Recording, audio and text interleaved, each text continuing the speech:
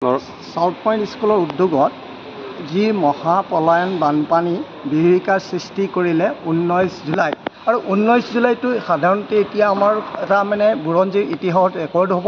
19 ছেপ্টেম্বৰটো হৈছিল আমাৰ প্ৰয়াত জুবিন গাৰ্গৰ মৃত্যু আৰু 19 জুলাইত যি প্ৰয়াণকাৰী বানপানী শিৱসাগৰ নাজিৰা চৰাইদেউ অঞ্চলৰ বিভীষিকাৰ সৃষ্টি কৰিলে এই ভাৰত বুৰঞ্জীৰ ইতিহাসত ৰেকৰ্ড হ'ব।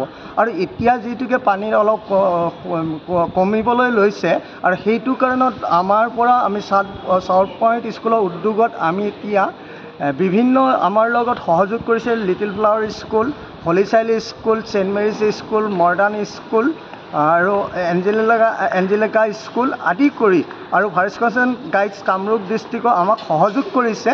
আৰু এইটো আমি লৈছোঁ মেটেৰিয়েলছ আমি লৈছোঁ বানপীড়িত ৰাইজৰ এতিয়া যি দুৰ্গমময় গন্ধ হ'ব ফেনাইল, ব্লিচিং পাউডাৰ, হাইজেনিক যিবোৰ বস্তু সেইবোৰ বস্তুহে আমি সংগ্ৰহ কৰিছোঁ। লগতে তেখেতসকলক মানে বেডশ্বীট, আঁঠুৱা আৰু কিছু কাপোৰৰ ব্যৱস্থা কৰিছোঁ আৰু কিছু ল'ৰা ছোৱালীৰ কাৰণে আমি বহি সংগ্ৰহ কৰিছোঁ, যিবোৰ ল'ৰা ছোৱালীখিনি শিক্ষাৰ অসুবিধা হোৱাৰ কাৰণে আমি বহি কিছু সংগ্ৰহ কৰিছোঁ আৰু লগতে এখন স্কুলে অলপ কিছু খাদ্য সামগ্ৰী দিছে। কিন্তু আমি সাউথ পইণ্ট স্কুলৰ উদ্যোগত সাধাৰণতে তাত ব্লিচিং, ফেনাইল জাতীয় সামগ্ৰীহে আমি বেছিকৈ সংগ্ৰহ কৰিছোঁ আৰু বহি সংগ্ৰহ কৰিছোঁ।